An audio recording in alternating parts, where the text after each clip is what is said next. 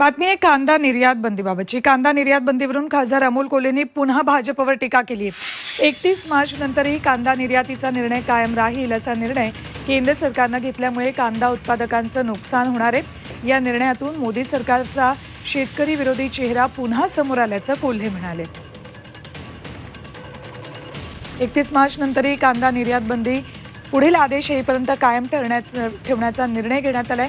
त्यामुळे मोदी सरकारचा हा शेतकरी विरोधी चेहरा उघड झाल्याचा आरोप खासदार अमोल कोल्हे यांनी केला आहे।